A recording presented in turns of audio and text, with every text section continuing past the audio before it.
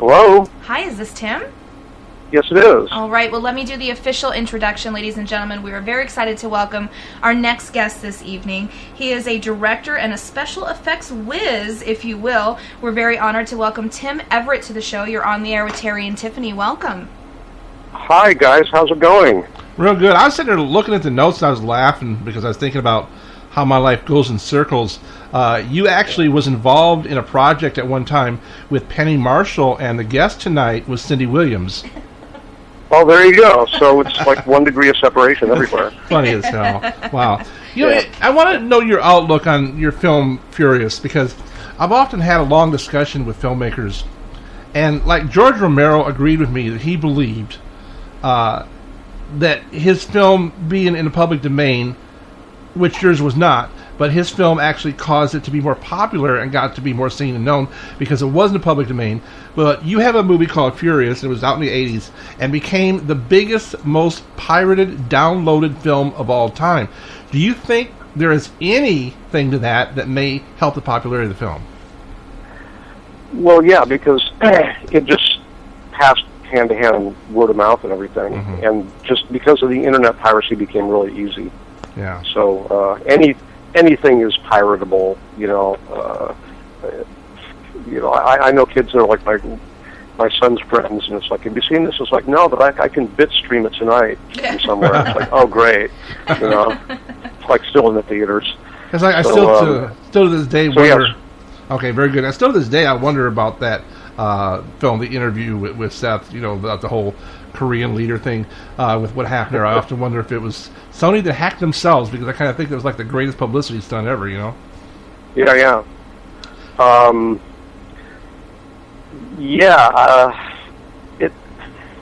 There's just so many different ways to see a movie now in the digital world. So, you know, I mean, Sony actually jumped on that because they just put it on pay-per-view immediately. And I watched it the first day, you know, and they made tons of money. So, I don't know. Any publicity is good publicity. The reason that we are coming out in a week, I think the 21st on DVD, is because we saw so many people showing the film in theaters, like in London and New York and Austin and stuff, and in Australia, and we've got aware of all the these VHS tapes circulating around, and people calling us up saying, "Hey, can we sell this VHS tape? Because, you know, we're just going to make copies of it." And so we called the distributor and said, "Can you corral this? Can you somehow get all this chaos organized so that if people want to see the movie, there's a place to buy it," and stuff like that. You just hit it right on the head, my man, because I was just going to say, if anything, you can use your stats of how many people downloaded it or done it illegally to convince somebody that there's still value and interest there, like a film distributor. Yeah, in fact, when we called a guy down in Los Angeles, Leo Mark is the name of the company, and he says, "Well, what's up?" And he said, "Well, this was like being pirated everywhere, and it's showing theatrically, and somebody's got to get control of this." And he said, "Yes, you've already answered the first question I always ask people when they call me to distribute their film, is why would anybody in the world want to see this movie?" Right. And he said, usually that's met with like dead silence, you know, from all these people with their digital films and things. And but he said, at least you've answered that right off the bat, so yeah, we'll take it. You know, that was how easy it was. Well, now it's exciting because it's going to be on DVD for the very first time. And for those of our listeners out there that have been good little girls and boys and haven't pirated the film, can you tell them a little bit about Furious? I understand this was the first film you directed, and it is a martial arts film, but it's a little bit different than what most people would expect of a martial arts film. Yeah, it started out as a karate film because at the time we were just out of film school and wanted to do something. We just had a few dollars. And we called around the distributors. Again, as filmmakers, we wanted to make something we could sell. And if it had been a few years earlier, it would have been a horror film.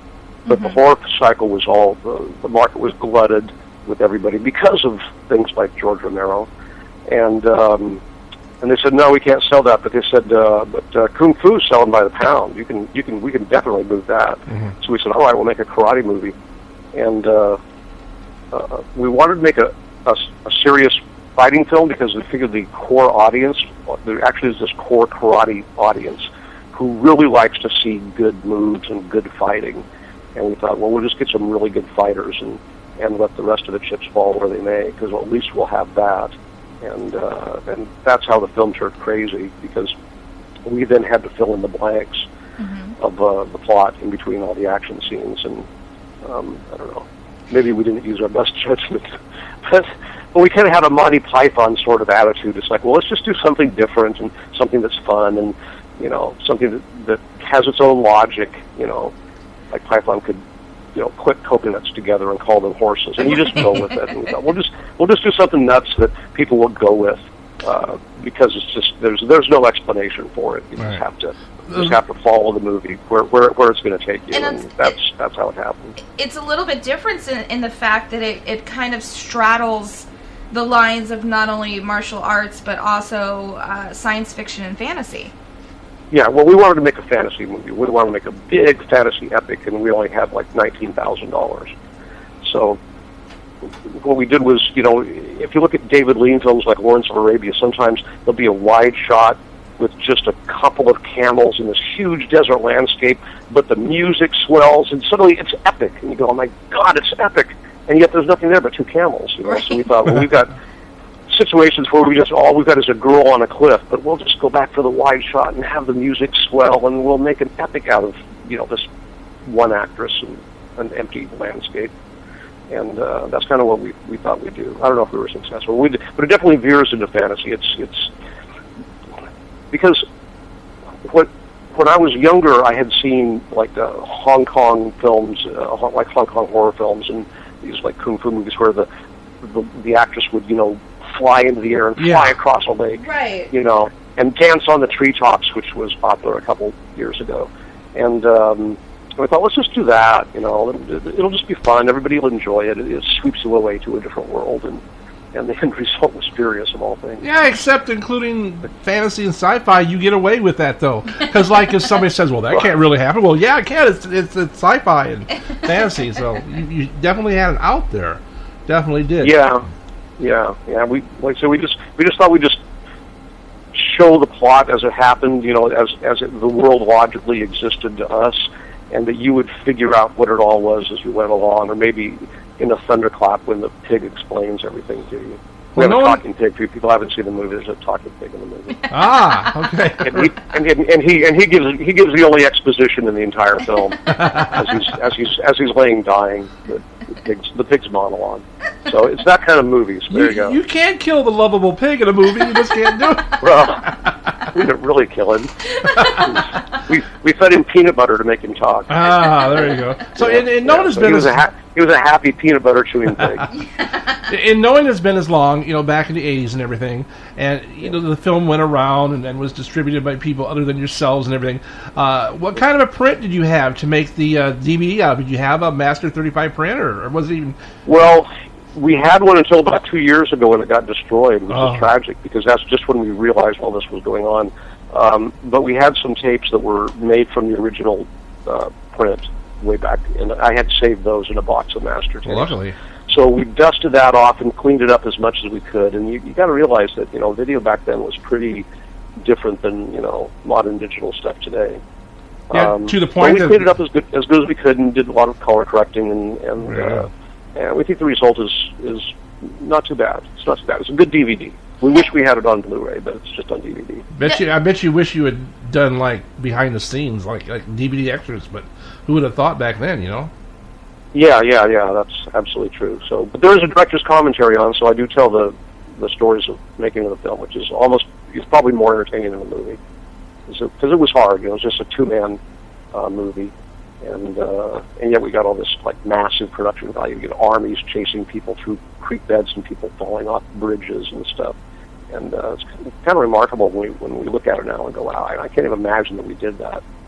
Now, I have to ask you, in knowing that you are a very well-known and respected special effects artist as well, was there any temptation when you were remastering Furious to go in there and maybe pull out some CGI and make things look a little bit different than they originally Good question. did? Because I think I might have tried that. Yeah, no, good question. No, I just thought I'd respect the material. I could have, but it would have taken a long time.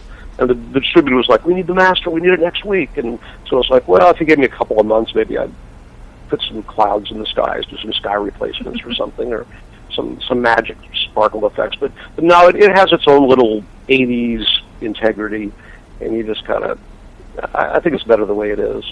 Well, it certainly got my interest, the whole story. I get so many press releases and stuff, the whole story about how it was so bootlegged and everything. Are you going to use that in the promotional campaign? Are you going to talk to people about that, maybe your ads or whatever, or to the customer? That it was bootlegged widely? Yeah. Not that I'm aware of. We're just putting out through regular channels. Wheelmark's doing a lot of like martial arts channels that have like VOD and stuff like that. But mostly it's the publicity people are contacting the fan base, because we get a lot of like letters and requests for comments and everything over the last few years. I mean, so we've got this big list of people that are huge fans of this movie. I mean these people don't just like it; they think it's like the greatest independent film of the '80s kind of thing. They're just like all over it, And so we just think that letting all these key people, that they call them like tastemakers, these key people that are like tastemakers, have magazines and little outlets where little underground VHS groups that they hang with, and we're just going to get it out there and let them spread it around, because all movies are word of mouth, all of them. Yeah. Meanwhile, you don't go to a movie till you've talked to your friend. You say, "How was it?" "Oh, it was really great." And then you'll go see it. Meanwhile, the guy that goes to the local, we actually have one here. They have a meeting at one of the stores to where people set up and sell their rare VHS tapes. You just knock the market out of the guy that's selling your old videotapes. Yeah, there's a huge VHS underground, and I think that's what got this really discovered in the last few years, where it got out of control, is because all the hipsters started collecting old VHS tapes, which and then the golden era of VHS was like the 80s. Right, for sure. That was the only way that things went out. So all these B films from the 80s are the only existing copies of them on VHS. Yeah. So all the hipsters that collected these things just started, finding all these strange movies like Furious. But there's a lot of them out there that were made back then. It's not like today. It was like sort of a little golden era of people shooting serious movies. I mean, they were all good. I was surprised to find out that some of those people that put out DVDs or whatever, get the rights or whatever, don't even have what you had, where you had a master tape off the print. Some people will make their DVD off of an old VHS that was laying around from a company. Right. That's well, bizarre. Yeah, because it's so long ago, all the elements have been destroyed. Yeah. So I carried a 35 print around with me for years, because it's like, wow, that's like the print. Right. And but on a move, it got destroyed, unfortunately, just a few years ago. So it'll be interesting for a couple things for us, and that is, I'd be interested to find out if the bootlegging kind of stops, because a lot of people believe they put stuff up or put it out, it's actually going to be better. It's going to stop. The other thing that'll be interesting is this going to be any consideration for you as to how well it does, and maybe you do another one. Another Furious or another movie? Another Furious. Another Furious? Yes.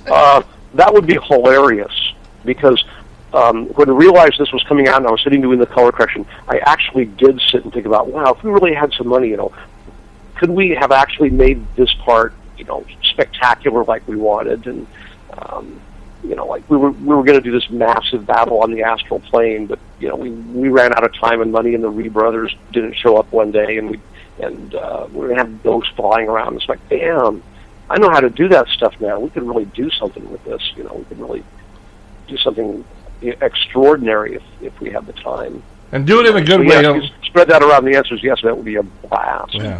Do it in a good way. Don't do it like Steven Spielberg, even though I give him all the credit in the world.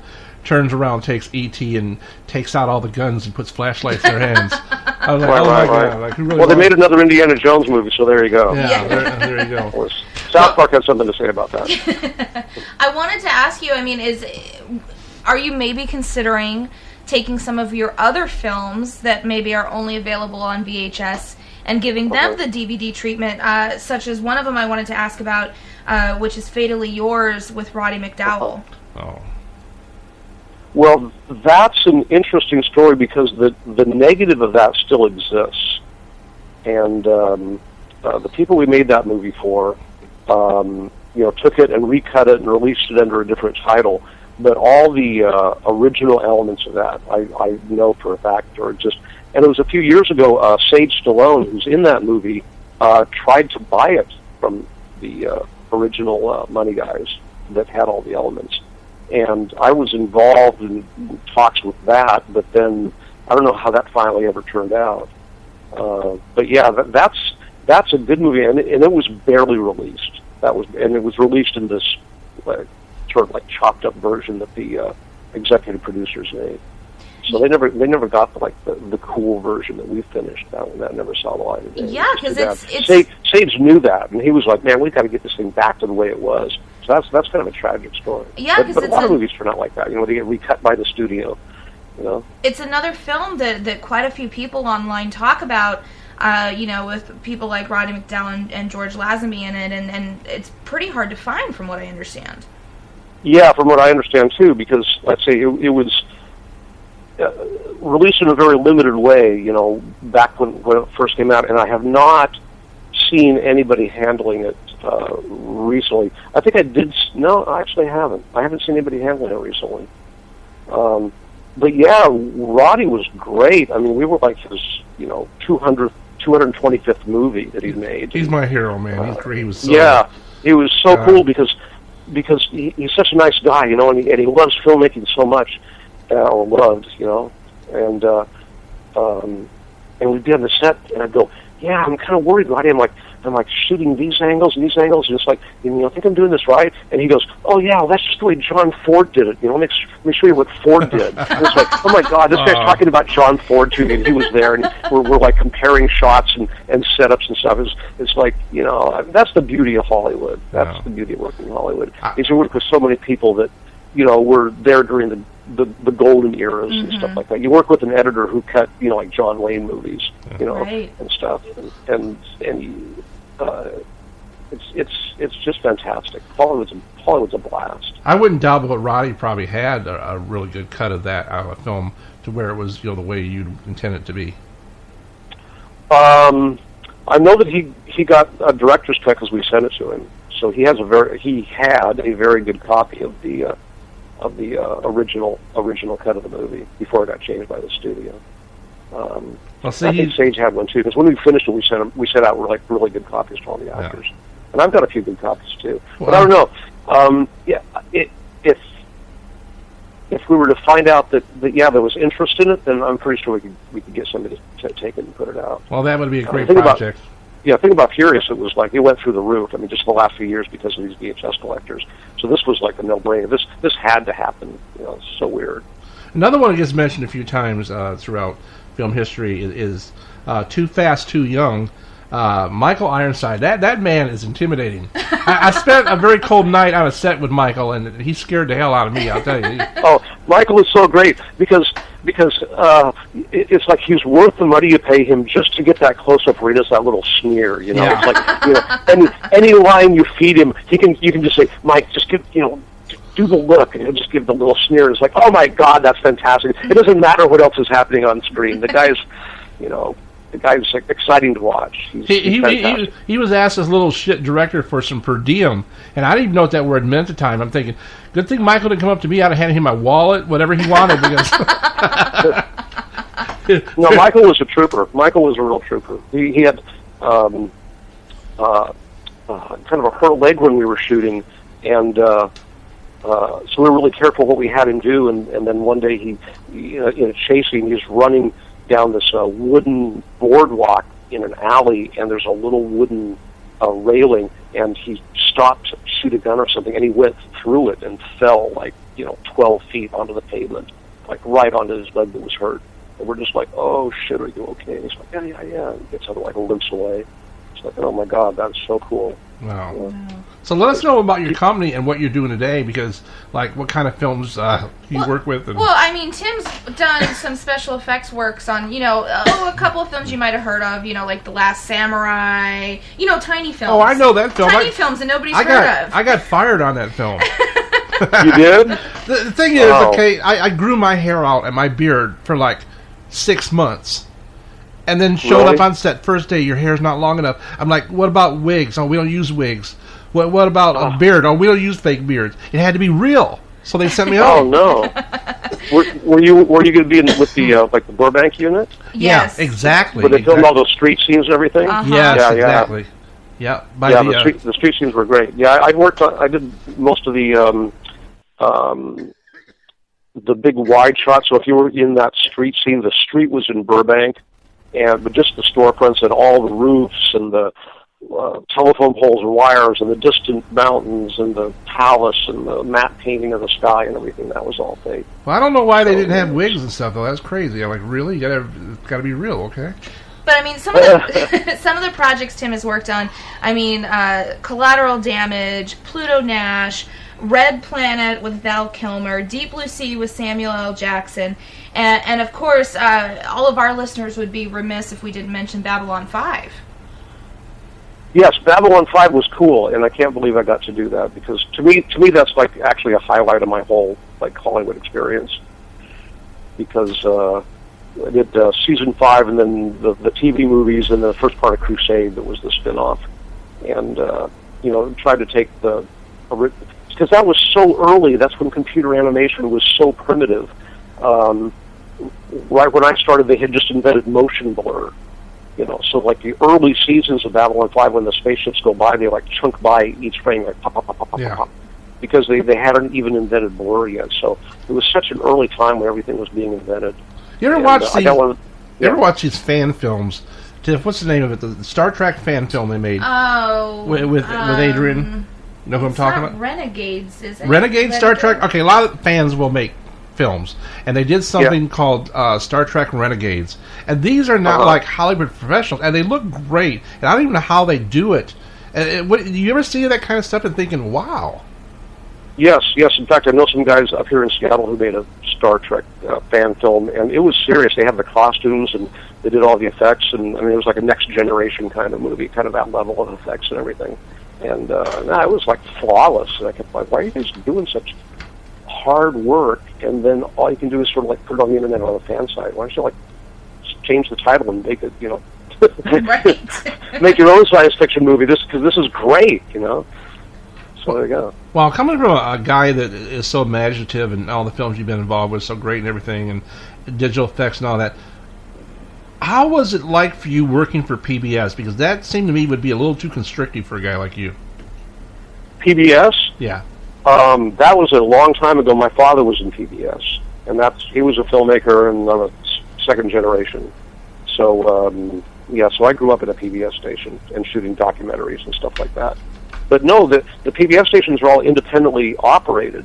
The Corporation for Public Broadcasting is sort of this overall place that's kind of a clearinghouse for things that people make, but they're all local stations. So, you did whatever you could to fill up all the airtime when you're working at that level. So, if you're working with cool people and everything, you can do whatever you want. Well, I'm glad to hear it was good. I thought maybe they'd be constantly telling you couldn't do this, you couldn't do that, and then stepping on your vision. No. This was in Pocatello, Idaho. So there you go. It's like we made movies about coyotes. There you go. I read something that you worked on, and I swear to God, I've never heard of this, so excuse me if it's already happened, or let me know if it's going to happen. The Beatles' Yellow Submarine Adventure in 3D. Yes, that was fun, because we actually worked for the Beatles. Every once in a while, I'll be with a crowd of people that I don't know very well, and we're having a barbecue, and everybody's talking, and the subject of the Beatles will come up, and then I'll just pop into the conversation. I worked for the Beatles once, and it's dead silence. I knew that would stop conversation. I missed this one. When it was was a special Sony unit that was set up to do this 3D version of Yellow Submarine. I was the lead animator on it. Wow. And I had a friend who was like the animation supervisor who hired me, and we built the little Beetles in 3D and all the Sea of Monsters and everything. So I was pretty much in charge of the Sea of Monsters, but I did animate the Sergeant Pepper's Band, so that was cool. Oh, I got to get me a copy of that. I got to see that. I never even knew about that. That's amazing. Yeah, and we kept thinking at the studio, because we were in L.A., and Ringo lived in the Hollywood Hills, and George lived in San Diego, and we kept hoping that we'd get a Beatles sighting, like somebody would come in, visit us, and see what we're doing, and it never happened. I was like crushingly disappointed, because we used to tease the girls on the crew. It's like, you'll scream, right? You will. And they're like, no, I won't. It's like, no, you will. You'll scream. If George walked through that door, you'd be like on the floor. Wow. But I did. Here's the true part of it, though. Is Neil Aspinall, who was their roadie their friend from Liverpool way back at the beginning, and eventually became the head of Apple Records. He was like our client, so he would come to the studio and we'd sit on the couch together and look at stuff. And I punked him for Beatles stories, so it was worth it for that, because he told me this shit. That's I'm sorry. amazing. Let me say that on the radio. No, it's fine. Wow. Yeah. That's incredible. So that was cool. That was cool. That was fun. Thank you for bringing that up, because then I get to tell my Beatles story. Absolutely. Hey, man, I mean, you're a lucky dude. I mean, shit. Wow. Meanwhile, Terry's just like, Ringo's the best Beatle, and He I don't is. He care. always was. I don't know. Yeah. He never got enough respect. No, back when they were playing beat music at the beginning, he was the band. Yes. Yeah. Yeah. Ringo was the band in those first couple of years. I mean, I loved what he did. It's better to be Ringo than Pete Best, but still, Yeah. Pete Best got screwed, man. Let me ask you about the future of films, because you're in a good position to tell me, considering what you do. Now, when 3D got so popular again, and I will say again, because it was out in the 50s and 60s, people, everybody thinks And that... then it had a resurgence in like and everybody the thinks 70s, they 80s. just recently invented it.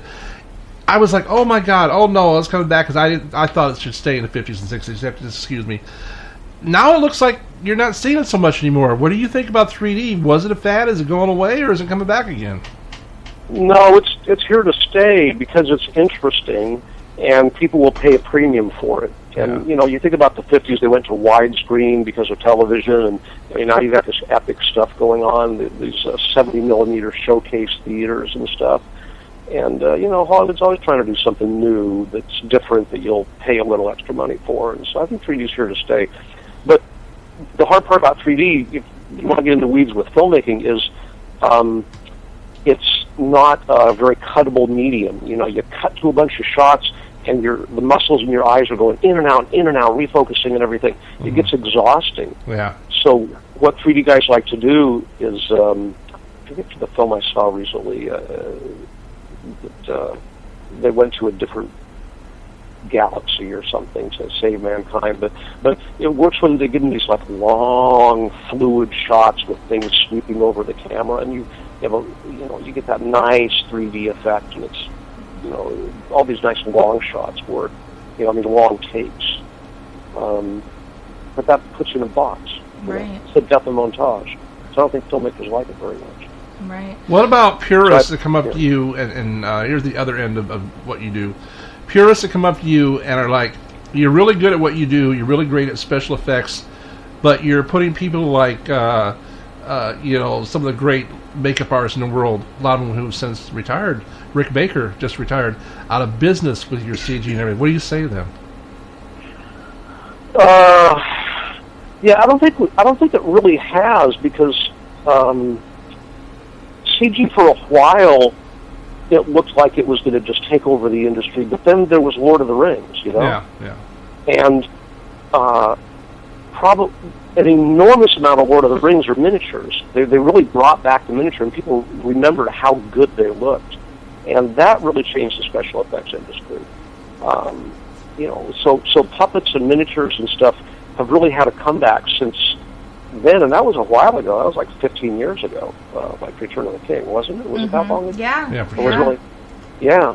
So all that stuff came back, and being able to build miniatures and put little weak lights where the running lights of the ship are supposed to be, that's all back. If you remember the when Lucas redid the Star Wars movies, the first three, and they put in all these like CG starfighters in the final battle to make it look like more, and they had these hard little edges, you know, where the polygons met, and they didn't look nearly as good as the original models. You could spot them. You're like, that's awful.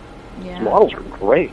So yeah, I think models have made a comeback. I think all of this old stuff has made a comeback. Well, I think I was talking to a guy. I was talking to a guy the other day who wanted this like cougar in his movie that does all these sort of supernatural things. And he goes, "What do you think?" And I said, it would only be good if it was stop motion. Then it would be cool. Yeah. It's just some CG cougar. Well, that's my opinion. It'd be easier than getting a real cougar. So. Yeah, well, this was almost anthropomorphic and everything. It was like some Ray Harryhausen cougar. It would be cool. That's what I told him. Well, I must say, and thanks to people like you, I'm sure, the CG has gotten to look much better. God, when it first came out, to me, the only thing that looked good in CG was like a snake or a dinosaur, you know, because of the skin texture. But now, it really is hard to tell. It's hard to tell at all. Really, it is. Yeah. No, it's gotten really good. It's gotten perfected, and there's stuff in the pipeline that's going to be out in the next couple of years that's going to blow your minds. I mean, stuff that's so realistic. Stuff that's going on in video games, where all the facial capture and facial texturing, and all the animation is good that Activision is about to come out with. You haven't seen it yet, but it'll make your jaw drop. You won't even believe that it exists. Wow. So yeah, it's getting better. There's stuff coming down that's going to blow your mind. I'm just waiting for them to get so much into that stuff that even though the celebrities have been dead, they'll be having a new movie. It'll be a film with James Cagney or doesn't matter. Paul Walker, for that matter. There you go. So you'd be impressed, Tim, because he got to actually work not only with Eddie Murphy but with Pam Grier, was also in Pluto Nash, right? Yeah. Am I right? Yeah. She loves Pam Grier. I love Pam Grier. Pluto Nash was a hard movie to watch, though. Yeah. We worked hard on that film, and I was hoping something would happen with it. It didn't go very far, though. Right. Well, we don't want to forget to remind our listeners to check out Furious. Get it on DVD. Get the official DVD. And Tim, before we go, can you tell the listeners exactly where they can pick up a copy of the DVD when it's out? And also, we like to do shameless self-promotion. So if you have a website or a Facebook or anything like that where listeners can keep up to date on new projects that you're working on, please feel free to let everybody know. Okay. Well, the most important thing is that Furious, which is been described as a non-stop assault on the concept of storytelling. That was my favorite review. Is going to be out on DVD on the 21st next week, and where I'm aware that you can get it is on Amazon. You can order it. You can pre-order now, and I think it's on sale while we're pre-ordering. And then there's selected retro video stores like Scarecrow Video in Seattle that you can get it at. I think a couple of places in LA. So I'll check on that. But it's definitely on Amazon, and if you Google it, of course, you'll find it. So yeah, buy a DVD of Furious. That would be so cool. It'd be so hilarious because I've actually seen companies do this. I think Wild Eye Releasing has done this to where there was a movie that was out for a while on DVD, of course, and just to be retro, they released some copies on VHS. That'd go full circle, man. That would. Yeah, no, actually, there's some guys in Australia where it's really big, and they're like, please let us do the VHS release. Oh, really? The distributor said yes. So there will be brand new VHS copies out. Awesome. But I think they're being made in Australia. That's the only people that I know that are doing VHS. And people buy it legally. This man wants to eat. Okay, this man is tired of going in and out. He wants to eat. Just buy it because that's the only way to do it. Yeah, there we go. Support your local 80s filmmakers. Absolutely. And I'd just like to apologize for how many times I've illegally downloaded that movie in the past. I thought I would just go straight to you. No, that's okay. That's okay. just get a decent copy that looks good. That's the thing. And then because you can show it to your friends. It's a great party movie. It'll stop the party. People will stop and just stare with their jaws open. All right, so Furious comes out on DVD on the 21st. That's next week. Check it out. Go to Amazon. And then also, Tim, what about a website, Facebook, anything like that? TimEveritt.com, EVERITT. And that's mostly about visual effects and filmmaking and stuff like that. But you can see some reels there. You can see some movies we've done. We've got... we're trying to get a movie off the ground right now. We have a comedy, believe it or not, we want to make.